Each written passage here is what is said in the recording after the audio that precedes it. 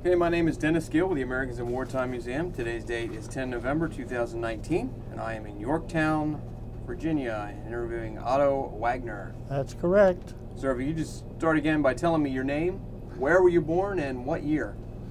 My name is Otto Wagner Jr., and I was born in Waco, Texas.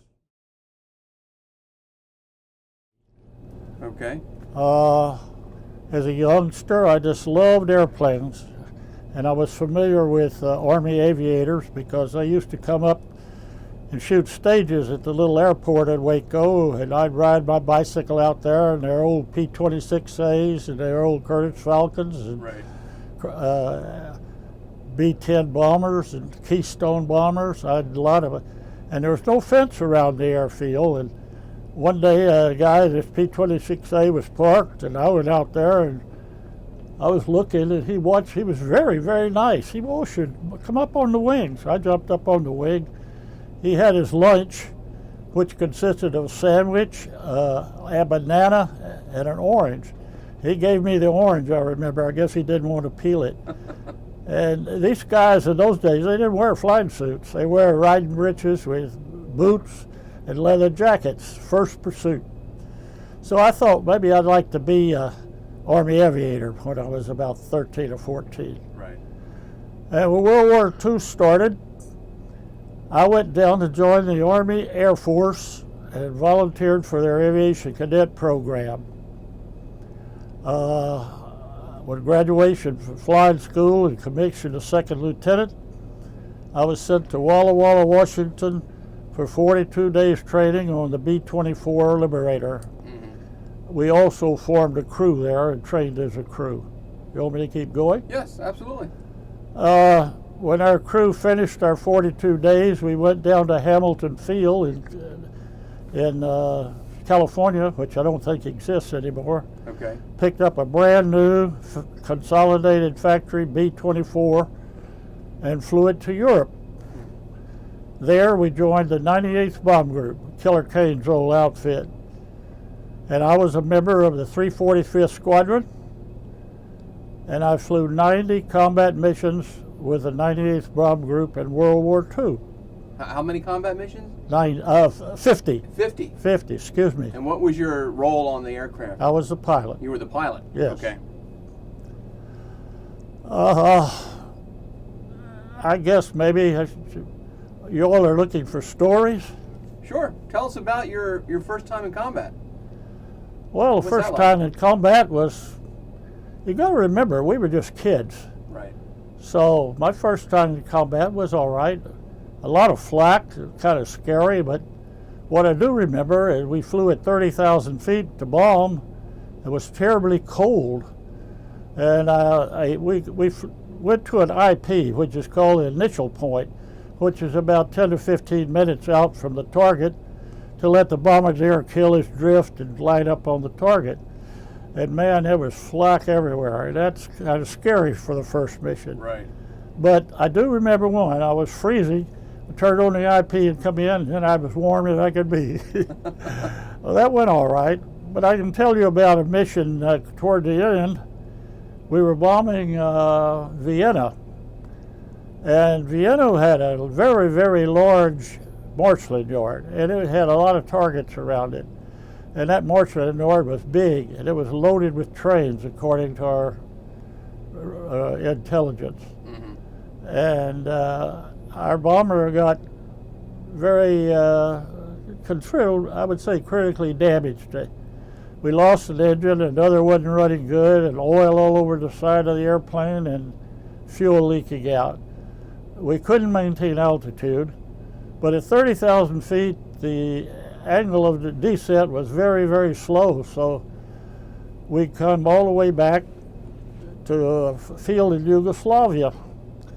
And we wanted to bail out.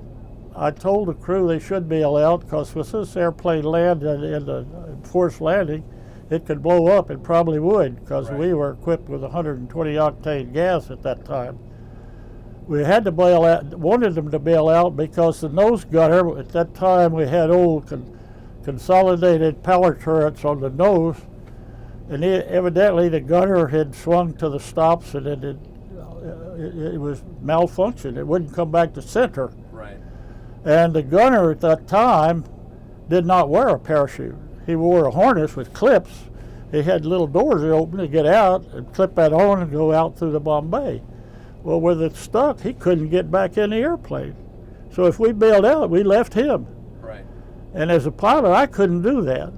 I mean, it just didn't sit right with me. Yeah. And the other crew all said no, they didn't want to do it. They were going to take their chances too.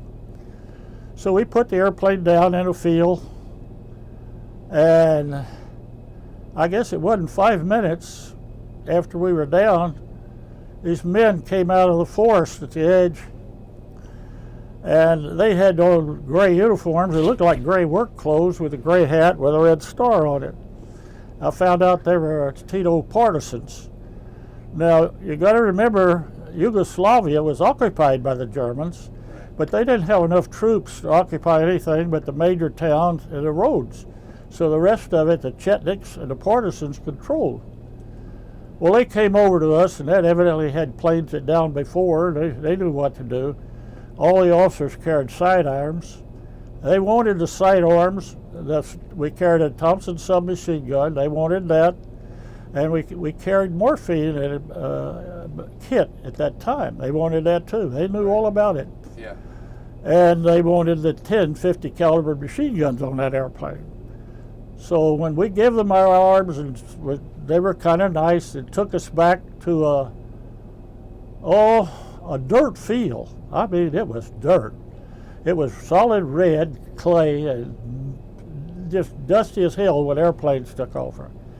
And there was about 6 British Hurricanes, fighter planes, and they were flown by Polish free pilots that joined the RAF, and they were bombing the Germans on the main road. And they said, there's a B-24 over there, it landed here earlier with malfunctions, and we've been working on it. If you want it, you can have it. I remember I was stationed in Lecce, Italy, which is in the toe of Italy, in the boot. Right. So my engineer, I said, hell, let's go out and look at this thing. So we went out and looked at it, and the control cables all were solid. They hadn't been damaged. The controls moved. The struts looked good. The tires looked good. We ran it up. 3 of the engines are pretty good. Real good, 2 of them really. Mm-hmm. And I said, hell, no bombs, no machine guns, half a tank of gas. I said, geez, as light as this thing is, it ought to fly on 3 engines. So I said, I think I'll take it. And I said, you guys should wait, and I'll send a C-47 back for you. No, we want to go. So we all got in it, get to the end of that runway, and ran it up. Dust was flying everywhere, and I said, gee, I wonder if I'm doing the right thing. I said, hell, I've come this far. Release the brakes, push it up, and let her go. Right. And to my belief, it took off almost like normal. No problem. The climb wasn't real good, but we were probably doing 150 to 200 feet a minute, so we gradually inched it up to 5,000 feet, and I throttled it back to what I would call low cruise, because I didn't want to strain those engines anymore. I sure didn't want to lose one of those. And we flew back to Lecce and landed, so that went well. On 3 engines? Well, on 3 engines. Yeah. And after I finished my 50 missions with the 98th Bomb Group, I was sent home. And my first assignment, I got home before the war was over. Okay. And I was really kind of amazed at what the American people were doing. I didn't realize it. I went to the library after I got home, they told me, and there was an old lady there. She probably was 35. But hell, I was 21. Yeah. So she says, you want some B stamps? I said, that's for gas? Yeah. She gave me a whole bunch of those. You want some butter? I said, what for? You have to have stamps for butter? She said, oh, yes. There's some shoes? I said, well, no, I don't need any shoes. But I was surprised you couldn't buy butter and sugar. I really was. I knew gas was rationed. Right. So after my 30-day leave, I went to Ellington Field in Houston. Ellington Field was just barracks in. They didn't have a mission. Yeah. But I was assigned, I don't know if you call it a unit or not, I don't even know what it was called, but there's 12 officers, and we had about 6 C-47s. And our mission was to take Filipino pilots that hadn't flown since the war. I don't know if they were captured or what, but anyhow, our mission was to make them current. And that was what I meant. And we were lucky because all the other guys on the base were they went home. They didn't even ask them. They just sent them home. Right. And I wanted to stay in the Air Force. Well, that didn't last long because a couple months or two later, the war was over. And then I went to Greensboro, North Carolina. There was not an airfield. This is a bunch of pilots, a bunch of barracks with people in them, enlisted and officers. Half of them coming from overseas, half of them going overseas. The ones coming from overseas were discharged. The one going overseas all went to the Pacific. Well, that didn't last too long either, probably 6 months. And I was sent to Hanscom, Massachusetts, where I was an assistant operations officer and instructor in a reserve training unit. And we kept the reserve pilots current by flying them on weekends. And we had good participation. Right. Well, that lasted 3.5 years, I think. And then I was sent to to Germany to fly on the Berlin airlift. Really? I was sent to Fosburg, Germany. Well, it had 4-engine B-24 times, so the C-54 was a snap. I flew from Fosburg to Tegel in C-54s. And we flew 3 sorties a day, 8 to 4, 4 to 8 to more, to 12, and fourths were off that day. So we flew one night mission, one day mission, one night mission, and a day off. Well, that lasted about 6 months, and when that was over, I went down to the 86 Fighter Group at Neubiberg, Germany, which is just outside of Munich. I spent 4 years with the 86 Fighter Group. We were flying old P-47s, but halfway through we converted to F-84Es. And from there I had a little TDY. I was sent to Denmark, where the first F-84s under the MDAP program to Denmark, and stayed there 6 months with a Norwegian flying with their Air Force and getting them acclimated with a F-84. And I spent a little TDY in Africa. We had a gunnery school at Tripoli, which was a MATS base at the time. When I left Germany, I came home to Luke Air Force Base, which was a fighter gunnery school. And I was assistant operations officer. No, I was operations officer. And then I got a squadron commander. I had a very good colonel that recognized, thought I'd be a good squadron commander, and I did very well. We had F-84Fs with a fighter gunnery school. And after 4 years at Luke, I went to Norway. I was assigned to the MAG, instructing and flying with the Norwegian Air Force. And the Norwegians and the French didn't get along.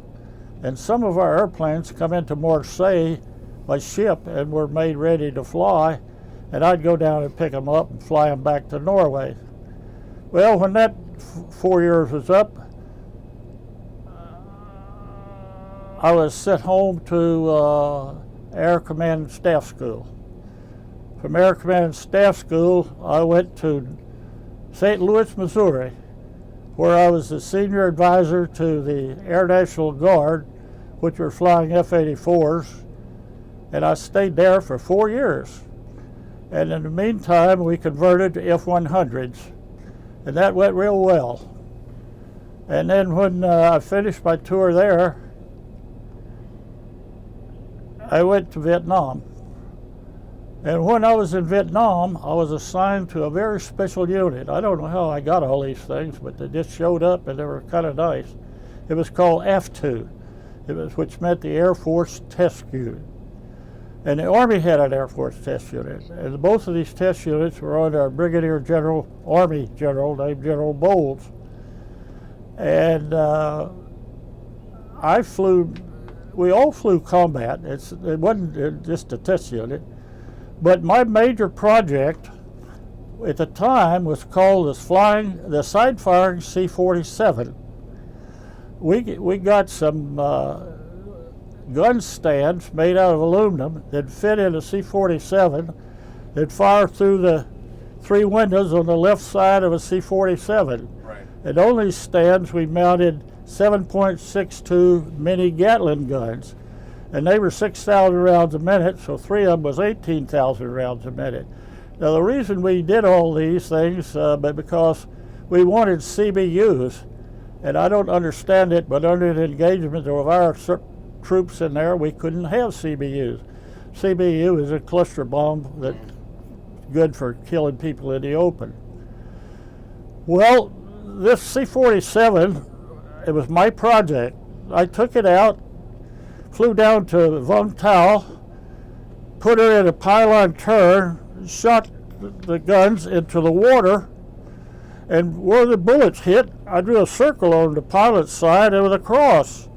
Then I came back around and circled a pylon turn and put the cross on a smoke bomb that I dropped in there and fired. And we hit right in the area. It was not pinpoint accuracy, but it was good for hitting something like a parking lot or a football field. And this worked extremely well for a week because at that time, the C-47s didn't do anything but drop flares at night when a hamlet was under attack and they called for air support. Right.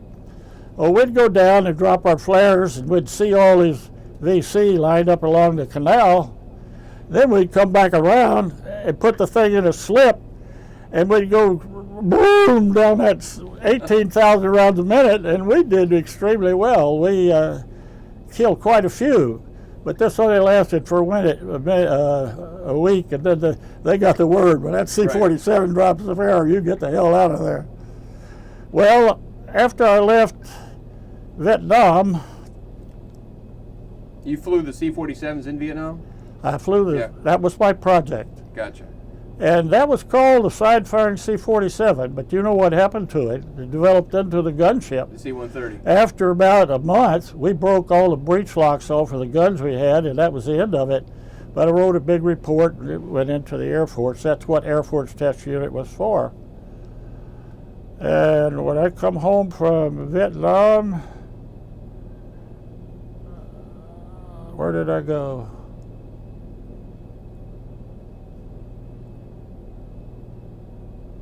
Oh, I came to Luke Air Force Base. At Luke Air Force Base, I was assigned to intelligence, and I stayed there 6 months, Deputy Chief of Staff for Intelligence, and after 32 years of active duty, I retired. You retired after 32 years? And I went from second lieutenant to colonel. Let's go back a little bit. What's the one thing you remember the most about World War II? Well, that's not a very good answer, but the things I remember the most was the horrible food. Okay. The yellow eggs, the powdered eggs, the powdered milk, the marmalade, nothing but marmalade, no strawberry, no grape, no nothing. Right. I will say the bread was good, but that was baked locally. Right.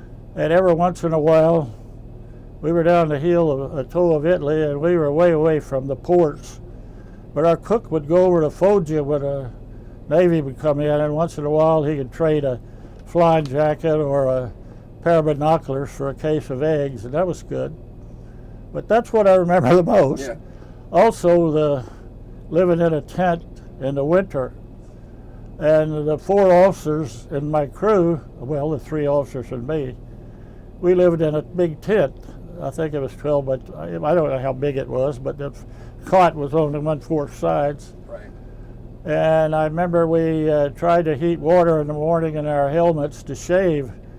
And the reason we shaved, it wasn't required, but was because we wore an oxygen mask for 8 or 9 hours, and it kind of affected the skin on your face. Yeah.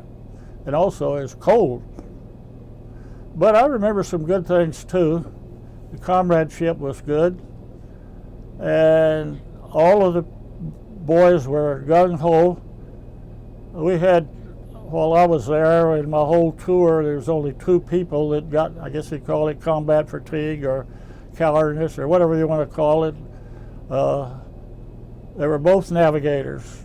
And of course, when you fly in formation over from takeoff to landing, the navigator doesn't have anything to do except on the lead ship. Right. So war was a little different then. The rest of us were busy. Right. Anyhow, that's the only 2 that I ever saw that didn't want to go and finish their missions.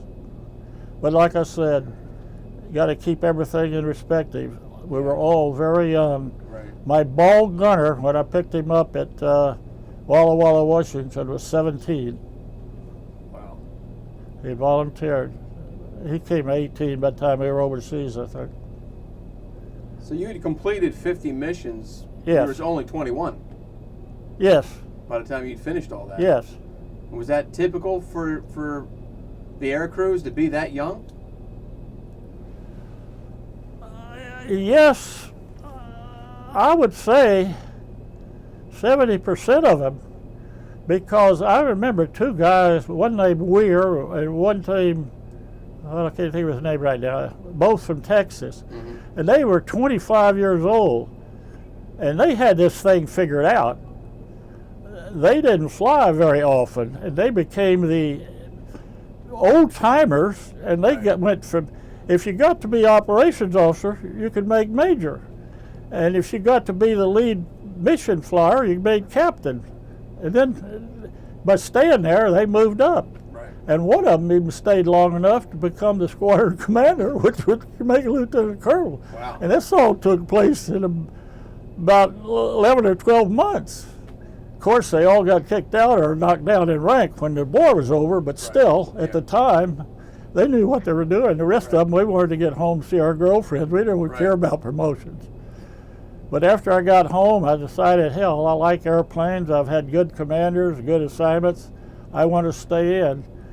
And when I did go to Ellington and get the little 12-man unit trick flying with the Filipino pilots, that saved me from being kicked out of the, because they kicked everybody out, not because they were bad, just because they didn't want them anymore. Didn't need them.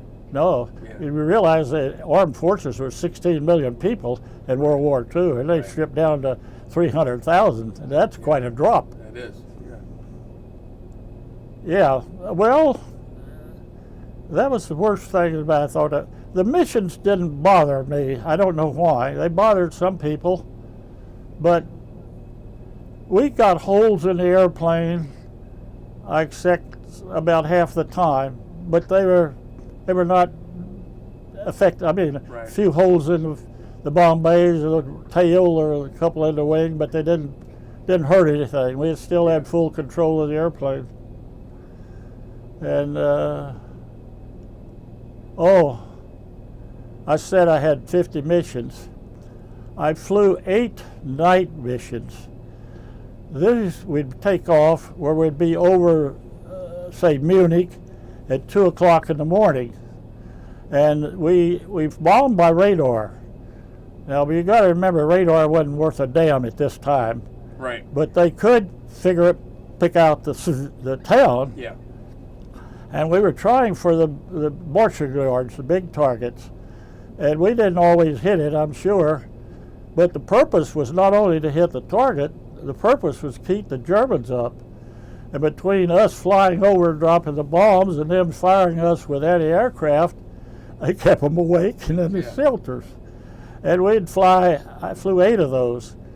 And it was I didn't mind. It sounded really dangerous, but when you think about it, it wasn't that bad, because we were in the weather, and the Germans wouldn't send a night fighter up just for one airplane and waste the gas. Right. And even the flak seemed half-heartedly, not near as bad when we were in large formations. Right. Remember, we bombed the targets with 50 to 100 airplanes, and we'd just be one stream right after another, and the gunners had no trouble getting the altitude and lining up on you. But anyhow, they gave me credit for 2 missions for flying those 8. So that means I flew 42 over the target, but I still got credit for 50. For 50. Okay. Now the missions, the way you flew them, when the war first started, 42, the B-17 pilots and the 400 bomber pilots only had to fly 25 missions. This was all based on giving them a 50% chance of survival. Right.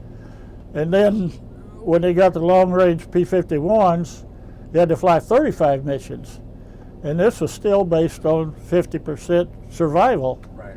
And by the time I got there, why, it was gone to 50 missions because the Germans were short of gas and the fighters didn't come up quite as often, and we had to fly 50, and it's still based on 50% of survival. Yeah. But when you think you had to go back 50 times, 50% of survival is still kind of scary. Yeah. If you don't realize it, the 400 bomber pilots suffered the worst losses in World War II, even from the Marines in the Pacific. Right. It's a statistic. Well, that's my 32 years. What, did you flew F-100s? Yes. And you flew, you did fly P-47s. Yes. What was the, what was it like going from the prop jobs to jets? Because the F-84s were the first jets, correct, in combat? Yes, well, the F-80s were. The F-80s, okay. But I didn't fly F-80s. Okay. Well... Big difference. Were you a pilot? No. Well, some pilots are very good, and some pilots wanted to be pilots. Right. And some pilots were pilots because they just didn't want to be in the infantry. Right. And you could certainly tell the difference when you flew with them. To me, transferring from the P-47, which had an R-28 2,000 horsepower engine, a big old 400 prop, you had the torque on takeoff was full right rudder. When you got into the jet, you had no torque, just center line thrust. Yeah. You had a nose wheel, so you didn't have to worry about taxiing or anything. Right. So transitioning to the jet for me, I thought it was very simple and I enjoyed them. The only thing is, the F-84F, the F-84E didn't quite have the thrust it needed, and our 6,000 foot runway didn't allow us the overrun we needed. In other words, when we took off, we pushed it up, we had to go, because if it didn't take off where our time for rotation was, we still didn't have enough to stop. Right. So that was a little not good. Yeah. But that was another story. I was at Nuremberg, Germany, and across our runway at the end ran the German Autobahn, which is a big four-lane highway. And the Army engineers were going to extend our runway. And there was a lieutenant in the engineers, and I guess he had a conversation with some Army colonel in engineers. He said, "What are we going to do about this Autobahn?" He says, "Well, you got to get rid of it. We'll work it out."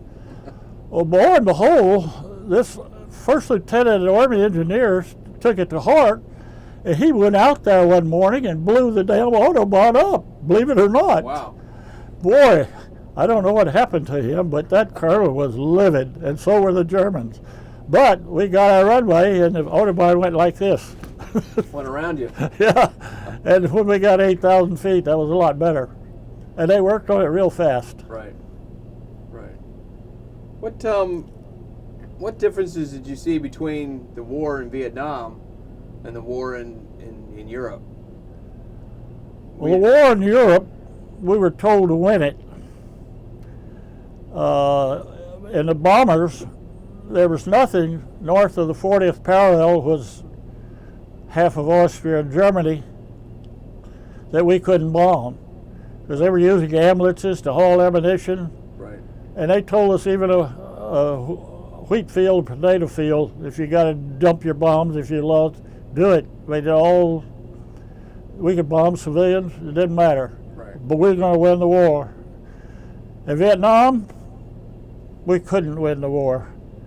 Oh, did I mention that I came back from Vietnam to Hawaii? I don't think I did. No. I stayed 4 years in Hawaii. At that time, I was operations for intelligence, and I had got all the information from Vietnam and briefed all the generals and all the visiting congressmen and visiting presidents or whatever. And every morning I got the JCX execute. In Vietnam, it was ridiculous. They would say the Air Force could bomb between 10 and 4 on Tuesdays and Fridays, and the Navy could bomb between 7 and 6 on 4.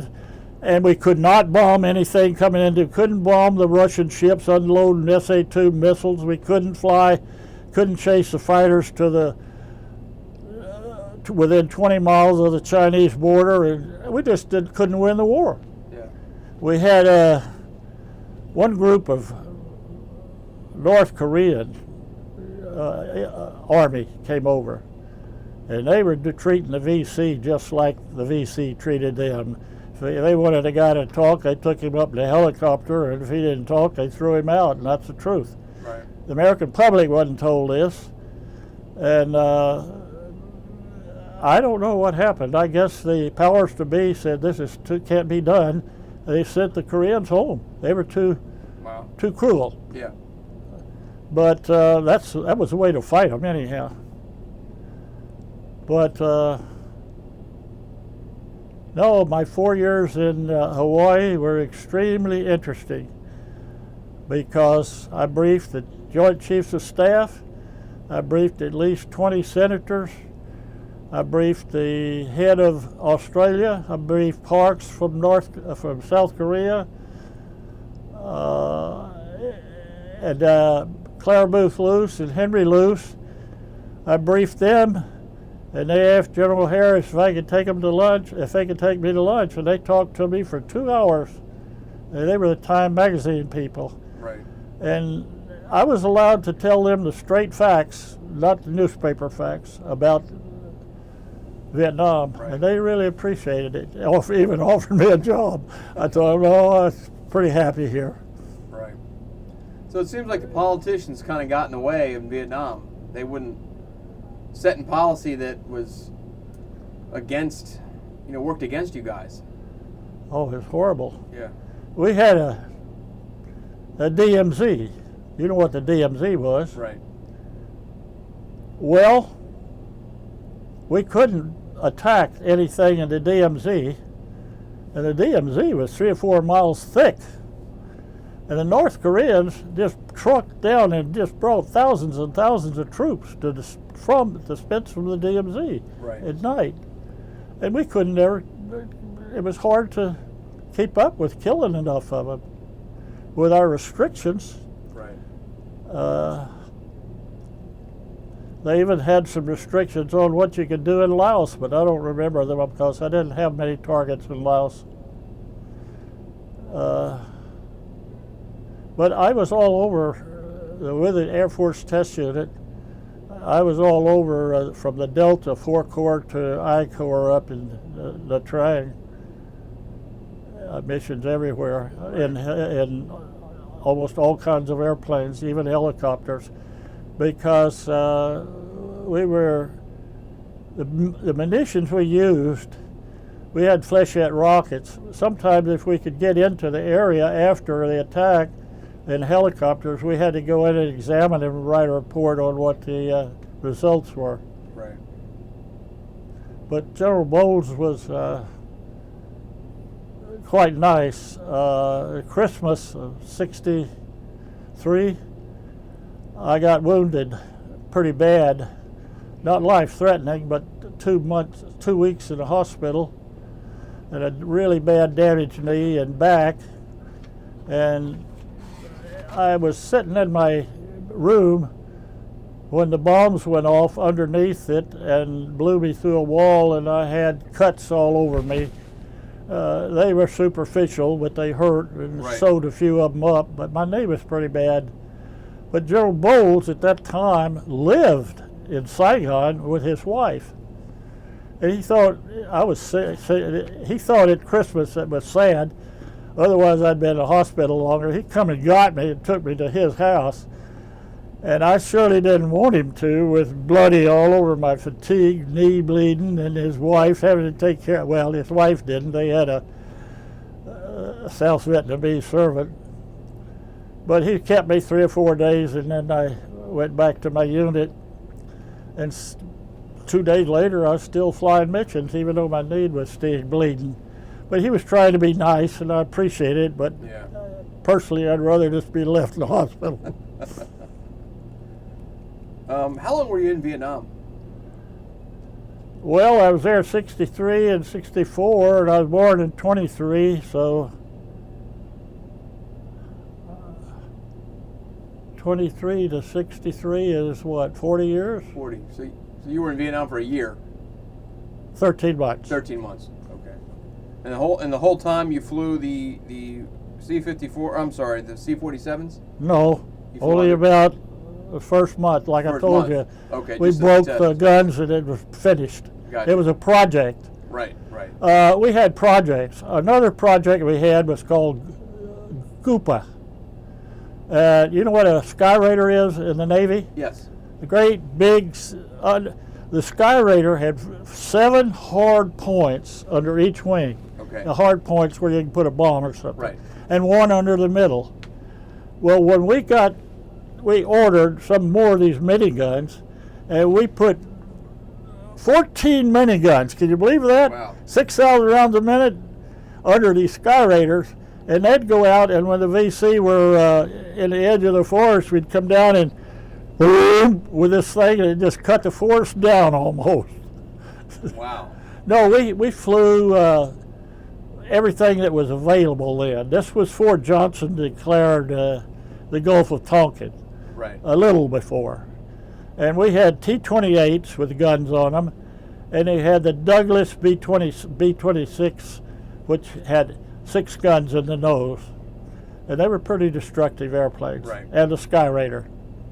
Then when Johnson declared the Gulf of Tonkin, why, we got the Canberras, and I didn't fly them.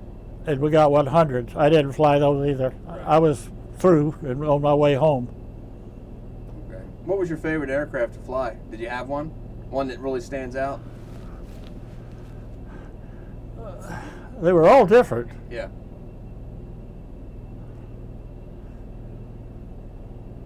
Well, I guess the one I really, really enjoyed most, which I didn't fly very much, I only flew it a little with the Norwegian Air Force, was the F-86F.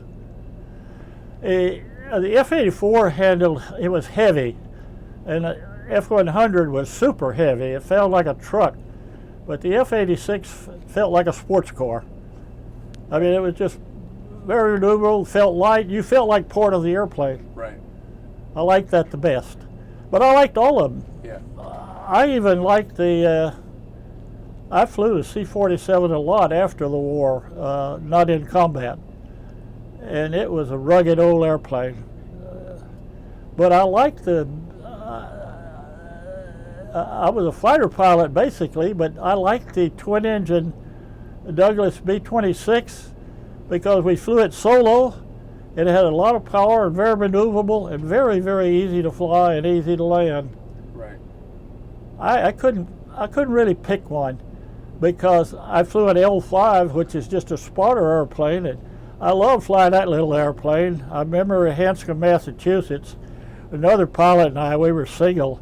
On Sunday, we'd take one up, and I don't know, you could do this in the Air Force now, but those days were pretty free. Nobody was on the base, and Right. we'd take it up about 3,000 feet, stall it and cut the engine, and see if we could land it without getting the prop turned. And we both got good at it. And we got to be pretty good pilots. He got out, he's flying for United Airlines from New York to Los Angeles in the first, what do they call them, the 707s? Okay. Yeah. Old Norm, he was a very good pilot too. I got to be pretty good at flying. I never had an accident. I ended up with 10,000 hours, somewhere around 10,000 hours. Then I flew as a flight instructor after the war with young kids and taught them to fly for practically nothing. I charged them $10 an hour. Right. Wow. And because I knew how hard I wanted to learn to fly, so I didn't particularly need the money. And I did that for about 3,000 or 4,000 hours. Yeah. But I enjoyed it, and I've owned 5 airplanes. Wow. My favorite there, I can easily say, was a Skybolt, which was a home-built airplane, fully acrobatic, stretched for 14 Gs. Wow. Had 200 horsepower fuel injection engine. It was fully acrobatic. It was pretty, very pretty. Yeah. I used to take my wife for a ride. She didn't mind. She liked it, in fact. But our main hobby was sailboating. Looking back on it, how do you think your wartime experience has affected your life?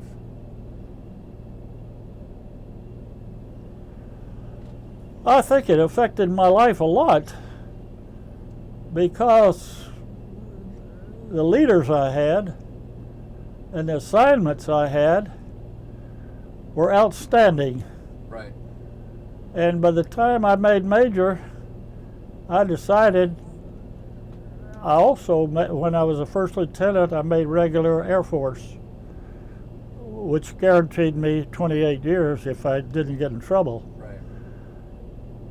But at the end of when I was a temporary colonel, 2-star General Colonel Levi Chase, which I had been under, gave me my squadron commander as a captain. He was a colonel then. He says, "I'm going to be on the regular colonel's board, Otto. Would you like to do that?" I said, "Yes, sir, General." So when I made Colonel, I got to stay 32 years. Wow. And with 32 years, with South Carolina Senator, what was his name? I'll think of it in a minute. Anyhow, 3 or 4 months before I got out, he got Congress to push through a 7% pay raise for the military, and that helped. Yeah. So my retirement as a full colonel in 32 years wasn't rich, but it's enough to live on adequately. Yeah. But I was offered 2 good jobs. A friend of mine I'd been flying with, his father owned Brown Leather Company. I never heard of Brown Leather Company, and I bet a lot of people have, but anyhow, I was in New Jersey. And he said, "Our company's getting an airplane after the war. We'd like to hire you to fly it." I told him no, wasn't ready to get out of the service yet. Yeah.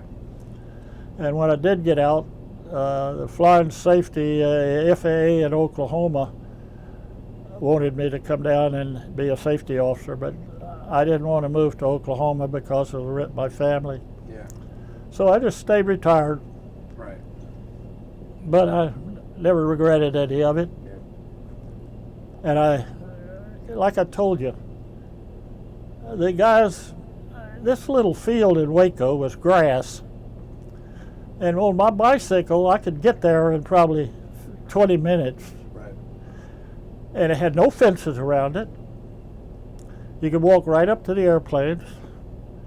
And every evening at 5 o'clock, a tri-motor Ford for TWA came in there and always dropped off 1 or 2 passengers. Yeah. It flew from Dallas to Waco to San Antonio.